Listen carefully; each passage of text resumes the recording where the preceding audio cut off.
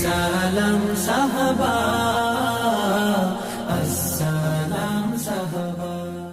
আসসালামু আলাইকুম ওয়া রাহমাতুল্লাহি ওয়া বারাকাতুহু। বিসমিল্লাহ ওয়ালহামদুলিল্লাহ ওয়াসসালাতু ওয়াসসালামু আলা রাসূলিল্লাহ ওয়া বা'দ। প্রিয় দর্শক, মাহে রমাদানের শুভেচ্ছা জানিয়ে শুরু করছি আপনাদের প্রিয় চ্যানেল জিটিভির পর্দায় মাহে রমাদানের বিশেষ আকর্ষণ ইসলামী ব্যাংক বাংলাদেশ পিএলসি নিবেদিত প্রেরণার বাতিঘর, powered by Islami bank foundation, ওয়ালিয়া হজ কাফেলা ও আন্তরিক হজ কাফেলা। প্রিয় দর্শক, প্রতি বছরের ন্যায় এবছরও আমরা হাজির হয়েছি প্রিয় নবীর প্রিয় সাহাবীদের জীবনাচার নিয়ে আপনাদের সামনে আলোচনার জন্য।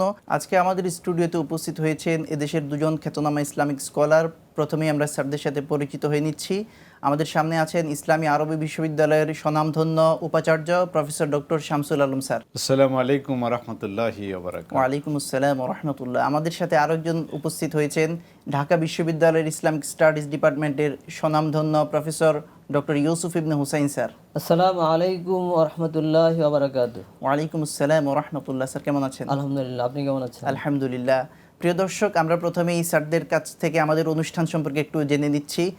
প্রথমেই শামসুল আলম স্যার, আপনার কাছে একটু জানতে চাই, আপনি গত বছরও আমাদের অনুষ্ঠানে উপস্থিত হয়েছেন, এবছরও আমরা নতুন আঙ্গিকে সাজিয়েছি প্রেরণার বাতিঘর। কেমন লাগছে স্যার? আলহামদুলিল্লাহ।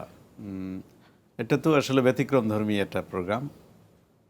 কারণ হলো শুধু সাহাবীদের জীবন এবং শিক্ষা নিয়ে বাংলাদেশে কোনো টেলিভিশন প্রোগ্রাম করেছে আমার জানা নেই। সম্ভবত জিটিভি প্রথম করছে। জি স্যার। এবং প্রেরণার বাতিঘর নামটিও আমার খুব পছন্দ হয়েছে। প্রেরণা তো আসলে আমরা পাবো সাহাবে কেরামের থেকেই। ওনাদের জীবনে যে আদর্শ ছিল, সেই আদর্শ ছাড়া তো আসলে আমরা প্রেরণা পাবো না। আমরা যে সামনের দিকে এগিয়ে যাব, আমরা যে উজ্জীবিত হব, আমরা যে ইমানের উপরে টিকে থাকব, এটা সম্ভব শুধুমাত্র সাহাবায়ে কেরামের জীবন এবং শিক্ষা থেকে যদি আমরা কিছু গ্রহণ করতে পারি। তো আমি মনে করি যে এই অনুষ্ঠান আমপারালাল, এটা নজিরবিহীন একটা ব্যাপার বাংলাদেশের। আমরা এবার আসছি ইউসুফ ইবনে হুসাইন স্যারের কাছে। স্যার, আপনি গত বছর আমাদের অনুষ্ঠানে ছিলেন, এবছরও উপস্থিত হয়েছেন, কেমন লাগছে আমাদের অনুষ্ঠানটি? আলহামদুলিল্লাহ, আমাদের বিসি স্যার যেমনটি বললেন, এই অনুষ্ঠানটি আনপ্যারালাল। জি স্যার। আমরা XYZ এর কাছে, বিভিন্ন মাজারের কাছে, বিভিন্ন ব্যক্তির কাছে, যারা রসুলের যে নবুয়তের যে ঝর্ণার সিক্ত যারা হয়েছেন, তাদের থেকে অনেক দূরের লোকদের কাছে যায়, কিন্তু কাছেই যারা রয়েছেন, যারা রসুলের হাতে করা ছাত্র, যারা রসুলের থেকে তাজকিয়ার তরিবত লাভ করেছেন, তারা হলেন ইসলামের প্রথম সোর্স, ফার্স্ট সোর্স। সেই ফার্স্ট সোর্সের কাছে আমরা কেউ যাই না। এই প্রোগ্রামটি আপনারা নিয়ে আসছেন। সাহাবায়ে কেরাম হলেন নবীদের পরে শ্রেষ্ঠ মানুষ, যারা জগৎকে পরিবর্তন করে দিয়েছেন, একটা আদর্শ, একটা সভ্যতার ভিত নির্মাণ করে দিয়েছেন, এবং যাদের মতো মানুষ আজ পর্যন্ত পৃথিবীতে আসেনি আর আসবেও না। সুতরাং তাদের নিয়ে অনুষ্ঠান করা, এই অনুষ্ঠান নজিরবিহীন, স্যার ঠিকই বলেছেন, এবং এই অনুষ্ঠান দর্শক শ্রোতারা গ্রহণ করবে এবং এখান থেকে প্রকৃত শিক্ষা লাভ করে আমি অনুষ্ঠানের আরও উত্তরোত্তর সাফল্য কামনা করছি ইনশাআল্লাহ। জাযাকাল্লাহু খাইর। প্রিয় দর্শক, আমরা এখন আলোচনা করব আজকে এমন একজন সাহাবীকে নিয়ে, যার গোটা জীবনটা ইসলামের জন্য উৎসর্গ করেছেন, হযরতে আম্মার বিন ইয়াসির রাদিয়াল্লাহু তাআলা আনহু। ওনার পরিচয় সম্পর্কে আমরা এবার বিসি স্যারের কাছে একটু জানতে চাই। আজকে এমন এক ব্যক্তিকে আপনারা নিয়ে আসছেন, যিনি ইসলামের প্রথম দিকের সাহাবী এবং যার মা ছিলেন সুমাইয়া রাদিয়াল্লাহু আনহা, যিনি ইসলামের প্রথম শহীদ। বাবা ছিলেন ইয়াসির ইবনে আমির। তার মানে নির্যাতিত যদি কোনো পরিবারের কথা বলা হয়, এই ইয়াসির পরিবার ছিল সবচেয়ে বেশি নির্যাতিত। এমন কোনো নির্যাতন ছিল না, জুলুম ছিল না, যা এই তিনজনের উপরে চালানো হয়নি। আবু জেহেলের নেতৃত্বে মক্কার কাফেররা এই জুলুমগুলো করেছে। তো আম্মার 567 থেকে 70 খ্রিস্টাব্দের মধ্যে জন্মগ্রহণ করেছেন মক্কায়। তার মানে রাসূলুল্লাহ সাল্লাল্লাহু আলাইহি ওয়াসাল্লামের জন্মের কাছাকাছি সময়ে জন্মগ্রহণ করেছেন। এবং ইসলামের প্রথম দিকে যারা মুসলমান হয়েছেন, মানে পুরা দুনিয়াকে চ্যালেঞ্জ হিসেবে নিয়েও যারা মুসলমান হয়েছেন, তার মধ্যে অন্যতম ছিল আম্মার। তো আপনারা তো জানেনই, তার মাকে অত্যন্ত কষ্ট দিয়ে হত্যা করেছে আবু জেহেল। আম্মারকে এমন কষ্ট দিয়েছে যে ওরা ঈমান আনার কারণে, তাওহীদের উপরে টিকে থাকার কারণে, যে আরবের গরম পাথর এবং বালির উপরে শুয়ে দেওয়া হতো, এবং দেখা যেত যে ওই আগুনের কয়লায় পিঠ ছিদ্র হয়ে চর্বি গোশত গলে গলে পড়ে যেত, কিন্তু তারা আল্লাহু আহাদ এই কথা বলা ছাড়তো না, আল্লাহ এক, ইমানের উপর অবিচল ছিলেন। তো ইসলামের একদম শুরুর দিকে যারা নির্যাতিত হয়েছে, তাদের অন্যতম হলো আম্মার ইবনে ইয়াসার। এবং উনি হযরত আবু বকর রাদিয়াল্লাহু আনহুর আহ্বানে ইসলাম কবুল করেছেন, এবং ইসলামে আমি মনে করি আমরা আজকে যাদের উসিলায় মুসলমান তাদের অন্যতম হলো এই আম্মার ইবনে ইয়াসির। ওনারা যদি তখন ঈমান না আনতেন, এই ভূমিকা না নিতেন, পথহারা হয়ে যেতেন, আমরা কিন্তু আজকে মুসলমান হতে পারতাম না। ধন্যবাদ স্যার। আমরা স্যার যেটা বললেন যে ওনার ইসলাম গ্রহণটা খুবই তাৎপর্যপূর্ণ, তো ইউসুফ ইবনে হুসাইন স্যার একটু ওনার ইসলাম গ্রহণ সম্পর্কে যদি বলতেন। রাসূলুল্লাহ সাল্লাল্লাহু আলাইহি সাল্লামের অত্যন্ত কাছের মানুষ ছিলেন আম্মার রাদিয়াল্লাহু তাআলা আনহু। একটি বর্ণনায় আসছে যে রাসূলুল্লাহ সাল্লাল্লাহু আলাইহি সাল্লাম বলেছেন যে মান আযা আম্মারান ফাকাদ আযানি, যে আম্মারকে কষ্ট দেয় সে আমাকে কষ্ট দেয়। এবং রাসূলুল্লাহ সাল্লাল্লাহু আলাইহি সাল্লাম একবার যখন খালিদ ইবনে ওলীদের সাথে আম্মারের একটু ঝগড়া হয়েছিল এবং রাসূল সেটা শুনে রাসূলুল্লাহ সাল্লাল্লাহু আলাইহি সাল্লাম এই কথা বলেছেন যে মান আদা আম্মারান আদাহুল্লাহ, যে ব্যক্তি আম্মারের সাথে শত্রুতা করবে আল্লাহ তার সাথে শত্রুতা করবে। আল্লাহ। কত রাসূলুল্লাহ সাল্লাল্লাহু আলাইহি সাল্লাম একজন সাহাবী যার মা ইসলামের প্রথম শহীদ এবং যার বাবাও শহীদ, তাকে তিনি কত স্নেহ করতেন এবং তিনি ইসলামের কি বড় একটা অ্যাসেট ছিলেন বা কোন জায়গায় ছিলেন, কোন কেন্দ্রে ছিলেন, যেটা হলে সরাসরি আল্লাহর সাথে তাকে রিলেট করে দেওয়া হয়েছে। যে আমার সাথে শত্রুতা করবে সে আল্লাহর সাথে শত্রুতা করবে, আমার সাথেও না, আল্লাহর সাথে শত্রুতা করবে। তো এই মহান ব্যক্তিত্ব, তাদের ইসলাম গ্রহণের ঘটনা অনেক সুন্দর চমৎকার। যে তার বাবা মা যেহেতু তারা ইয়ামান থেকে এসেছিলেন, কাহতান বংশের ছিলেন, তারা মক্কার ছিলেন না। তো মক্কায় তাদের জন্মভূমি না হওয়ার কারণে তাদের উপর তারা দুর্বল ছিলেন স্বাভাবিকভাবেই, যে আমরা যেটাকে বলি যে অন্য দেশের প্রবাসী। তো মক্কায় তারা প্রবাসী ছিলেন এবং তার মা বনি মাখজুম গোত্রের কৃতদাসী ছিলেন। এবং আম্মার যখন হয়েছে তখন মাখজুম গোত্রের যে তার মনিব আম্মারকে স্বাধীন করে দিয়েছে। আম্মার কিন্তু দাসীর সন্তান হলেও তিনি দাস ছিলেন না, তিনি স্বাধীন হিসাবেই বেড়ে উঠেছেন। এবং সেই মাখজুম গোত্রের লোকটি তাকে প্রচণ্ড আদর স্নেহ করত। তারপরেও তারা যেহেতু দুর্বল শ্রেণীর ছিল, তারা মক্কার নেটিভ ছিল না, মক্কার স্থানীয় ছিল না, এই জন্য তাদের উপর নির্যাতনটা বেশি চলতো। আম্মার রাদিয়াল্লাহু তাআলা আনহু একদিন হযরত যায়েদ ইবনে আরকাম রাদিয়াল্লাহু তাআলা আনহু তার বাড়ির দরজায় গিয়েছেন এবং সেখানে হযরত সোহাইব রাদিয়াল্লাহু তাআলা আনহু তিনিও ছিলেন। তো দুজনেই যায়েদ ইবনে আরকামের বাড়িতে, আরকাম ইবনে আবিল আরকামের বাড়ির সামনে ঘোরাফেরা করছেন, কেউ কাউকে কিছু বলছেন না, দুইজনের ইচ্ছাই তারা ইসলাম গ্রহণ করবেন। সোহাইবকে তিনি জিজ্ঞেস করলেন যে তুমি কেন আসছো, এখানে কেন ঘোরাঘুরি করতেছো? তখন সোহাইব উল্টা বলল, তুমি কেন ঘোরাঘুরি করছো, তুমি আগে বলো। তখন তিনি বললেন যে আমি রাসূলুল্লাহ সাল্লাল্লাহু আলাইহি ওয়াসাল্লাম যে দাওয়াত নিয়ে আসছেন সেই দাওয়াত আমি গ্রহণ করতে চাচ্ছি, শাহাদা আমি উচ্চারণ করতে চাচ্ছি। বলছে আমি একই উদ্দেশ্যে আসছি। তখন তারা দুজন একসাথে হযরত আবু বকর রাদিয়াল্লাহু তাআলা আনহুর হাতে, আবু বকর রাদিয়াল্লাহু তাআলার দাওয়াতে তারা ইসলাম গ্রহণ করলেন। এবং যে কয়জন লোক একেবারে ইসলামের শুরুতে ইসলাম গ্রহণ করেছেন, কোনো কোনো বর্ণনায় আসছে তিনি 5-6 জন লোকের পরে ইসলাম গ্রহণ করেছেন, আবু বকরের পরে, আবু বকর ছাড়া আর 5-6 জনের পরে ইসলাম গ্রহণ করছেন। কিন্তু বিশুদ্ধ সিরাতকাররা বলেছেন না, তখন লোকদের সংখ্যা প্রায় 30-31 জন ছিল, কিন্তু অনেকেই ইসলামটা প্রকাশ করেনি। তো তিনি ইসলাম গ্রহণ করে ইসলাম প্রকাশ করে দিয়েছেন। সুতরাং প্রকাশের দিক থেকে তিনি 5-6 নম্বরের ছিলেন। এবং এই ইসলাম প্রকাশ করার পর থেকেই তার উপর নির্যাতন শুরু হয়েছে। আপনি স্যার যেটা বলেছিলেন যে তাকে অঙ্গারের উপর শুয়ে দিয়েছে এবং রাসূলুল্লাহ সাল্লাল্লাহু আলাইহি ওয়াসাল্লাম তার কাছে গিয়ে তার মাথায় হাত রেখে বলেছেন, ইয়া নারু কুনি বারদাম ওয়া সালামান আলা আম্মার, যে তুমি হে আগুন, তুমি ইব্রাহিমের উপর যেমন ঠান্ডা হয়ে গিয়েছিল, সুশীতল হয়ে গিয়েছিল, তুমি আম্মার উপর সুশীতল হয়ে যাও। আম্মার রাদিয়াল্লাহু তাআলা আনহুকে একবার তারা পানিতে একবার ডুবিয়ে ধরলেন, তিনি একবার মারা যাচ্ছেন এই অবস্থায়। তখন তার থেকে তারা কুফরি কালেমা উচ্চারণ করালো, তার দিকে তারা মুহাম্মদ সাল্লাল্লাহু আলাইহি ওয়াসাল্লাম থেকে ঈমান ত্যাগ করার কথা বাধ্য করে তাকে করিয়ে নিল। তখন তিনি যখন হুশ ফিরে আসলো, তখন তিনি দৌড়ে রসুলের কাছে চলে গেলেন। রসুলের কাছে যে বললেন যে আমি তো এইভাবে তাদের বাধ্যবাধকতার কারণে আমি আপনার বিরুদ্ধে, ইসলামের বিরুদ্ধে কথা বলেছি, আমার কি হবে? রসুল বললেন তোমার ঈমান অন্তরটা কেমন ছিল সেটা বলো। বলছে আমার অন্তর ঈমানে পরিপূর্ণ ছিল। তখন রাসূলুল্লাহ সাল্লাল্লাহু আলাইহি ওয়াসাল্লাম বললেন যে তোমার কোনো সমস্যা নেই, মান কাফারা বিল্লাহি ইল্লা মান উকরিহা ওয়া কালবু মুতমাইনুন বিল ঈমান, যে ব্যক্তি আল্লাহকে অস্বীকার করে তার সমস্যা আছে, কিন্তু যে ব্যক্তি বাধ্য হয় যে কিন্তু তার হৃদয় ঈমান থাকে, তার কোনো সমস্যা নেই। সুতরাং তোমার কোনো সমস্যা নেই, তুমি এখনও করেছো এবং ভবিষ্যতে যদি তুমি এই ধরনের কোনো পরিস্থিতির মুখোমুখি হও তাহলে তুমি করবে, কিন্তু তোমার অন্তরটা ঈমানে পরিপূর্ণ থাকবে। তখন তিনি এভাবে ছিলেন। এবং রাসূলুল্লাহ সাল্লাল্লাহু আলাইহি ওয়াসাল্লাম এই পরিবারের পাশ দিয়ে যখনই যেতেন তখন তিনি তাদের দোয়া করতেন এবং তাদেরকে বলতেন, সবরা ইয়া আলা ইয়াসির, হে ইয়াসিরের পরিবার তোমরা ধৈর্য ধারণ করো, আল জান্নাতু তানতাজিরু লাকুম, তোমাদের জন্য জান্নাত অপেক্ষা করতেছে। সবরান আলে ইয়াসির। আর রসুল রসুল আল্লাহর কাছে দোয়া করতেন, আল্লাহুম্মা ফির লি আলে ইয়াসির, হে আল্লাহ তুমি ইয়াসিরের পরিবারকে ক্ষমা করে দাও। তো এই যে ইসলাম গ্রহণ এবং তাদের উপর জুলুম নির্যাতনের যে বিভীষিকা গিয়েছে, যে জুলুম তাদেরকে তাদের জীবনকে দুর্বিষহ করে দিয়েছে, এই জন্য তিনি পরবর্তীতে বলা হয় যে তিনি দ্বিতীয়বার যারা হাবশা হিজরত করেছিলেন, এই জুলুম থেকে বাঁচার জন্য তিনি সেখানে হিজরত করেছেন। প্রিয় দর্শক, সময় হলো ছোট্ট একটি বিরতির। ইনশাআল্লাহ ফিরে আসছি খুব সহসাই। ততক্ষণ পর্যন্ত আমাদের সঙ্গে থাকুন। সুবহানাল্লাহি বিহামদিহি, সুবহানাল্লাহিল আযীম। আসসালাম সাহাবা,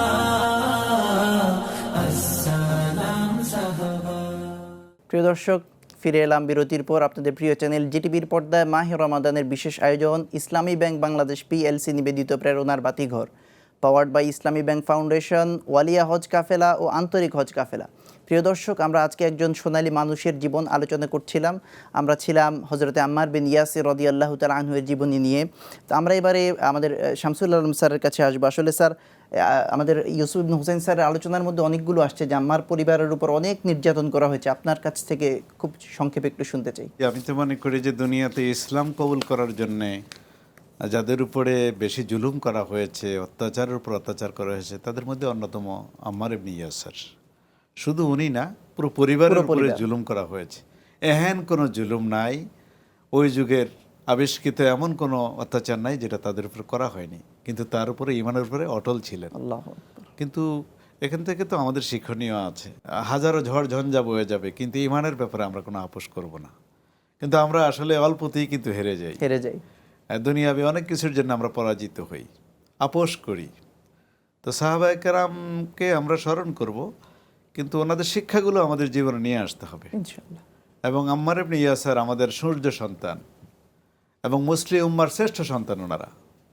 তাদেরকে আমাদের সবসময় অনুসরণ করতে হবে ইনশাআল্লাহ। স্যার, আমরা যদি আম্মার বিন ইয়াসিরের হিজরত সম্পর্কে একটু শুনতে চাই। দ্বিতীয়বার যারা হাবশা হিজরত করেছেন তাদের মধ্যে ছিলেন, কেউ কেউ বলছেন আর কেউ বলছেন না, তিনি হাবশা হিজরত করেননি, তিনি সরাসরি মদিনায় হিজরত করেছেন।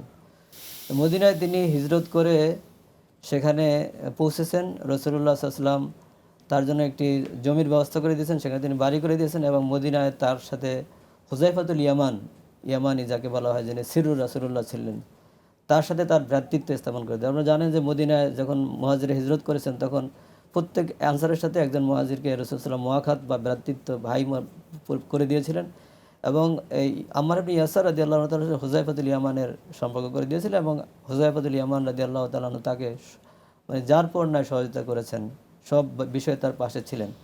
এবং মদিনায় হিজরত করার পরেই আম্মার রাদিয়াল্লাহু তাআলা আনহু রাসূলুল্লাহ সাল্লাল্লাহু আলাইহি ওয়াসাল্লাম যখন মসজিদ নববী নির্মাণ করছিলেন, তখন তিনি রাসূলুল্লাহ সাল্লাল্লাহু আলাইহি ওয়াসাল্লামের সাথে মসজিদ নববী নির্মাণে সাহায্য করেছেন। এবং সিরাতকাররা বলেছেন যে অন্যান্য সাহাবীরা যেখানে একটি ইট বহন করতেন, সেখানে আম্মার দুটো ইট বহন করতেন।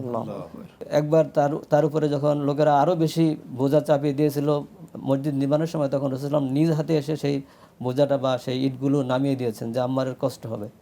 এরপরে রাসূলুল্লাহ সাল্লাল্লাহু আলাইহি ওয়াসাল্লাম পাশ দিয়ে সে যাচ্ছে, তার মাথায় ধুলাবালি, রাসূল তার মাথায় হাত দিয়ে তার ধুলাবালি ঝেড়ে দিলেন এবং বললেন যে এই আম্মার আফসোস, তাকে একদল বিদ্রোহী হত্যা করবে। এটা রাসূল সাল্লাল্লাহু আলাইহি ওয়াসাল্লাম তার সম্পর্কে ভবিষ্যৎবাণী করেছিলেন। এই ভবিষ্যৎবাণী করার পরে উনি রাসূলুল্লাহ সাল্লাল্লাহু আলাইহি ওয়াসাল্লাম ইন্তেকাল করলেন। এরপরে তিনি খোলাফা রাশেদার সময় এসে আবু বকর রাদিয়াল্লাহু তাআলা আনহুর সময় মদিনায় ছিলেন, মদিনার সকল কার্যক্রমে তিনি যুক্ত ছিলেন এবং রসুলের সাথে তিনি বদর থেকে তাবুক পর্যন্ত সবগুলো যুদ্ধে তিনি অংশগ্রহণ করেছিলেন।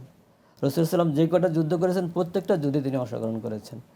ইভেন আবু বকর রাদিয়াল্লাহু তাআলা আনহুর সময় তিনি ইয়ামামার যুদ্ধে অংশগ্রহণ করেছেন এবং সেখানে তার একটি কান কেটে গিয়েছিল, কান কেটে গিয়ে কানটি পড়ে গিয়েছিল। তিনি খুশি হয়েছেন যে তার একটি কান আল্লাহর রাস্তায় শহীদ হয়েছে বা জান্নাত লাভের একটা মাধ্যম তিনি লাভ করতে পেরেছেন। এবং তিনি ওমর রাদিয়াল্লাহু আনহুর সময় ওমর রাদিয়াল্লাহু তাআলা তাকে কুফার ওয়ালি নিযুক্ত করলেন এবং তিনি সেখানে কুফায় গিয়ে 1 বছর 9 মাস সেখানে তিনি গভর্নর হিসাবে খুব সুন্দরভাবে দায়িত্ব পালন করলেন। বসরার একটা জায়গা, সেটি বসরার লোকরা বসরায় রাখতে চেয়েছিল আর কুফার লোকরা কুফার সাথে যুক্ত করতে চেয়েছিল। তার সময়ে জায়গাটি বিজয়িত হয়েছিল। তখন তিনি কোনো ধরনের বিতর্কে না জড়িয়ে তিনি কোনো পক্ষে অবলম্বন করেন, কুফার পক্ষ গেলেন না, বসরার পক্ষে। তখন কুফাবাসীরা তার বিরুদ্ধে লাগলো এবং তাকে কান কাটা বলে গালি দিল। তখন তিনি খুব কষ্ট পেলেন যে আমার যে কানটি আল্লাহর রাস্তায় শহীদ হয়েছিল সেই কানটি নিয়ে কথা বললে এবং কুফার লোকরা যখন এভাবে তার সাথে আচরণ করতেছিল, তখন ওমর রাদিয়াল্লাহু তাআলা খবর পেয়ে তাকে সেখান থেকে সরিয়ে দিলেন। এবং ওমর রাদিয়াল্লাহু তাআলা সরিয়ে দিয়ে পরদিনই তাকে ডেকে পাঠালেন। ডেকে পাঠিয়ে বললেন, তুমি কি আমার উপর খুব রাগ করেছো? বলছে, না, আমি দায়িত্ব নেওয়ার সময় খুশি ছিলাম না, আর দায়িত্ব আমার কাছে নিয়ে গিয়েছেন, এই জন্য আমি অখুশি নই। মানে আমি দায়িত্ব নিতেও চাই না, তো যদি আপনি দিয়েছেন সেটা আমি পালন করেছি, এখন আমার কাছ থেকে দায়িত্ব চলে গেছে, তো আমি অখুশি নেই, বরং আমি খুশি আছি। তো এটি তাদের যে মন, তাদের ক্ষমতার প্রতি তাদের কোনো আগ্রহ ছিল না। এবং দায়িত্ব থাকা অবস্থায় তিনি মাটিতে শুইতেন। কোনো রকম আড়ম্বর তার জীবনে ছিল না, খুব সিম্পল জীবন যাপন করতেন। এবং কুফার লোকরা বলেছে যে তিনি কুফার বাজার থেকে নিজে বাজার করতেন, নিজের পিঠে বাজার বহন করে বাড়িতে নিয়ে যেতেন। এবং একজন বলছেন যে একবার আমি দেখেছি তিনি কিছু শশা কিনেছেন এবং শশাগুলো তিনি বেঁধে তার কাঁধে নিয়ে তিনি বাড়িতে চলে গিয়েছেন। এইভাবে তিনি মানে কুফার গভর্নর হয়েও, ওয়ালি হয়েও খুব সাদামাটা জীবন যাপন করেছেন এবং তিনি ইসলামের জন্য তার জীবনটাকে বিলিয়ে দিয়েছেন। এবং পরবর্তীতেও তিনি অনেক যুদ্ধে অংশগ্রহণ করেছিলেন, বিশেষ করে আলী রাদিয়াল্লাহু তাআলার সময় যে আলী মুয়াবিয়ার সাথে যে যুদ্ধ হয়েছে ওসমান হত্যার প্রতিশোধ নিয়ে, সেখানে তিনি আলীর পক্ষ অবলম্বন করেছেন। এবং আলীর পক্ষে থাকার কারণে মুয়াবিয়ার পক্ষের লোকেরা, বিশেষ করে তালহা জুবায়ের, তারা দুজন মুয়াবিয়ার পক্ষে ছিলেন। কিন্তু যখন দেখলেন যে আম্মার আলীর পক্ষে, তখন হযরত জুবায়ের রাদিয়াল্লাহু তাআলা পক্ষ ত্যাগ করলেন। যে রাসূল বলেছেন 20 বছর আগে যে আম্মারকে বিদ্রোহীরা হত্যা করে, তাহলে আম্মার যেই পথে আছে সেটাই হক পথ। এই জন্য জুবায়ের রাদিয়াল্লাহু তাআলা তিনি মুয়াবিয়ার পক্ষ ত্যাগ করলেন এবং পরবর্তীতে আলী রাদিয়াল্লাহু তাআলা জয়ী হলেন। ধন্যবাদ স্যার। আমরা শামসুল আলম স্যারের কাছে আসব। স্যার, আসলে আমরা এমন একজন সাহাবীর জীবন আলোচনা করছি, বর্ণাঢ্য জীবন, গোটা জীবনটাই শিক্ষণীয়। তো আসলে স্যার, ওনার জীবন থেকে আজকে আমাদের যুব সমাজের জন্য কি শিক্ষণীয় হতে পারে? আসলে আমাদের দৃষ্টি তো দেওয়া উচিত শিক্ষাটা কোথায়। জি স্যার। কারণ ওনাদেরকে তো আমরা এখন দেখতে পাবো না, এবং কোন সনে জন্ম নিয়েছে, কোন সনে মৃত্যুবরণ করেছে, সেটাও আমাদের কাছে গুরুত্বপূর্ণ না। জি স্যার। তো আমি মনে করি ওনাদের জীবনের প্রত্যেকটা সেকেন্ডই আমাদের জন্য শিক্ষণীয়। প্রথম শিক্ষণীয় হলো যে আমাদেরকে ঈমান আনলে বৈরিতার মুখোমুখি হব, তখন আমাদেরকে ঈমানের উপর টিকে থাকতে হবে, অবিচল থাকতে হবে। আমরা অনেক সময় যে অবিচল থাকে না, সেও মনে করি যে আমি ঈমানের উপরে আছি। তার মানে ইসলামের সব শিক্ষার উপরে আমাদেরকে অবিচল থাকতে হবে। কোনো কাটছাট করা যাবে না, কোনো ব্যাপারে ছাড় দেওয়া যাবে না। আরেকটা শিক্ষা হলো এই যে আল্লাহ তাআলা মানুষকে সম্মানিত করেন, ইসলামের পথে যারা জুলুমের শিকার হয় আল্লাহ সম্মানিত করেন। এবং আরেকটা শিক্ষা হলো এই যে রাসূলুল্লাহ সাল্লাল্লাহু আলাইহি ওয়াসাল্লাম যে ভবিষ্যৎবাণী করেছেন, সে তার মুখোমুখি কিন্তু ওনাদের হতে হয়েছে। এবং আরেকটা জিনিস আমরা দেখি যে এই কৃতদাসের সন্তান, যাদের কোনো মূল্য ছিল না ইসলামের প্রথম যুগে কাফেরদের কাছে, সে কিন্তু কুফার সেনা গভর্নর হয়েছে, যেটা স্যারের আলোচনার মধ্যে আসছে। তার মানে কৃতদাসের সন্তান একটা রাজ্যের গভর্নর হতে পারে, এটা ইসলামই সম্ভব, অন্য কোথাও সম্ভব না। এই জন্য আল্লাহ তাআলা বলছেন আউযু বিল্লাহি মিনাশ শাইতানির রাজিম, ইন্না আকরামাকুম ইনদাল্লাহি আতকাকুম, তোমাদের মধ্যে সম্মানিত সে ব্যক্তি যে তাকওয়ার দিক থেকে সর্বোচ্চ। বিধায় ইসলাম তো এগুলি দেখি নেতৃত্ব দিয়েছে। এই জন্য ইসলামের নেতৃত্ব নিয়ে কিন্তু আমাদের কোনো সংশয় নাই, কোনো আপত্তি নাই। রাসূলুল্লাহ সাল্লাল্লাহু আলাইহি ওয়াসাল্লাম যেখানে যাকে দেওয়া দরকার সেভাবেই দিয়েছেন। এবং আরেকটা জিনিস খুব শিক্ষণীয় যে ইসলামের নেতৃত্ব হঠাৎ করে কেউ পায় না, তিলে তিলে গড়ে উঠে এর নেতৃত্ব অর্জন করে। এবং আপনি দেখেন যে প্রত্যেকটা যুদ্ধে উনি অংশগ্রহণ করেছেন। আমরা তো আজকাল মানে ঝুঁকি নিতে চাই না, কিন্তু আমরা পদ চাই, পদবি চাই। কিন্তু সাহাবীদের মধ্যে একজনকেও আপনি পাবেন না যারা রাসূলের সাথে যুদ্ধগুলিতে অংশগ্রহণ করে নেয়, পরবর্তীতে নেতৃত্ব পেয়েছে, একজনকেও পাবেন না। প্রত্যেকে মৃত্যুর মুখোমুখি চলে গেছে, পরবর্তীতে নেতা হয়েছে। তো উনি তো বদরের যুদ্ধে অংশগ্রহণ করেছেন, যেটা প্রফেসর ইউসুফ বলেছেন। উনি রিদ্দার যুদ্ধে অংশগ্রহণ করেছেন এবং ইয়ামামার যুদ্ধের সক্রিয় অংশগ্রহণ করেছেন। পরবর্তী সব যুদ্ধে উনি অংশগ্রহণ করেছেন। ইভেন উনি উস্টের যুদ্ধে অংশগ্রহণ করেছেন, সিফিনের যুদ্ধে উনি অংশগ্রহণ করেছেন এবং উনি শহীদ হয়েছেন। তো এগুলো আমাদের শিক্ষণীয় যে তিলে তিলে একটা পর্যায়ে মানুষদেরকে যেতে হবে এবং আমাদেরকে কিন্তু ইসলামের পথে যে কোনো মূল্যে টিকে থাকতে হবে। মানে ঈমানের উপর অবিচল থাকার অন্যতম শিক্ষা আমরা পাই। অবশ্যই সাহাবায়ে কেরামের পুরো জীবন থেকে আমরা এটাই শিখি। ধন্যবাদ স্যার। আমরা ইউসুফ ইবনে হুসাইন স্যারের কাছে আসব। স্যার, আপনাদের দুজনের জ্ঞানগর্ভ আলোচনা থেকে আমরা পেলাম যে ধৈর্যের এক মানে চূড়ান্ত পরীক্ষা ওনারা দিয়েছেন, যেটা রাসূল সাল্লাল্লাহু আলাইহি ওয়াসাল্লাম বলে ওনার পরিবারের জন্য দোয়া করেছেন। আজকে বর্তমান পরিস্থিতিতে আমরা পারিবারিক ব্যবস্থায় এরকম অনেক সমস্যার সম্মুখীন হচ্ছি। তো এই ক্ষেত্রে আম্মার ইবনে ইয়াসির পরিবার আমাদের জন্য কিভাবে দৃষ্টান্ত হতে পারে স্যার? আম্মার ইবনে ইয়াসির রাদিয়াল্লাহু তাআলা আনহু তিনি 91 বা 93 হিজরিতে তিনি সিফিনের যুদ্ধে শাহাদাত বরণ করেছেন। তাহলে তার জন্ম থেকে 93 বছর তারা যুদ্ধের উপরে ছিলেন, জিহাদের উপর ছিলেন। এবং এই যুদ্ধগুলোতে আপনি জানেন যে আমরা সবাই আল্লাহ সুবহানাহু ওয়া তাআলা কোরআনে বলেছেন যে তুজাহিদুনা ফি সাবিলিল্লাহি বিআমওয়ালিকুম ওয়া আনফুসিকুম, সম্পদ এবং জীবন দিয়ে তারা এগুলোর ছিলেন প্র্যাকটিক্যাল নমুনা। আমরা তো শুধু মুখে বলি, আমরা আসলে যুদ্ধের ডাক আসলে কয়জন যেতে পারবো, যাব। তো তারা এই কোরআনের প্রত্যেকটা অক্ষর মানে প্রত্যেকটা নির্দেশ অক্ষরে অক্ষরে পালন করেছেন। এবং তিনি যখন শাহাদাত বরণ করেছেন সিফিনের যুদ্ধে, আলী রাদিয়াল্লাহু তাআলা তার জানাজা পড়িয়েছেন এবং আলী রাদিয়াল্লাহু তাআলা তার শাহাদাতের পরে খুতবা দিয়েছেন।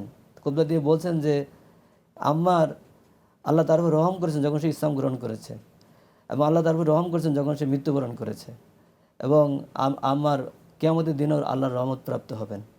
এবং যে তার যে ভাই ছিল হুযায়ফাতুল ইয়ামান রাদিয়াল্লাহু তাআলা আনহু, তিনি যখন ইন্তেকাল করেন, লোকেরা তাকে জিজ্ঞেস করেছিল যে এই যে এখন বিবাদের যুগ শুরু হয়েছে, আমরা মুসলমানদের মধ্যে বিবাদ হলে আমরা কার সাথে থাকবো? তখন তিনি বলেছিলেন তোমরা মানে কুনু মা ইবনে সুমাইয়া, তোমরা ইবনে সুমাইয়ার সাথে থাকবে, অর্থাৎ আম্মার ইবনে ইয়াসিরের সাথে থাকবে। এবং তিনি যে হকের পথে ছিলেন এই যুদ্ধগুলোতে, এটা আমরা বুঝতে পারি আমাদের সবসময় হকের পথে থাকতে হবে। এবং আমাদের পারিবারিক সামাজিক জীবনে আমাদের উপর অনেক আঘাত আসবে, অনেক নির্যাতন আসবে, অনেক ধরনের অপবাদ আসবে, এগুলোকে আমাদের ধৈর্যের সাথে মোকাবেলা করতে হবে। আল্লাহ সুবহানাহু ওয়া তাআলা বলেছেন যে হাসিবতুমান তাদকুলুল জান্নাহ ওয়ালাম্মা ইয়ালামিল্লাহু আল্লাযিনা জাহাদু মিনকুম ওয়া ইয়ালামাস সাবিরিন, তোমরা জান্নাতে যেতে চাও অথচ আল্লাহ তাআলার পরীক্ষা এখন উত্তীর্ণ হও না। আল্লাহ জানেননি যে কে জিহাদে যাবে, জিহাদের ডাক আসলে, এবং কে ধৈর্য ধারণ করবে।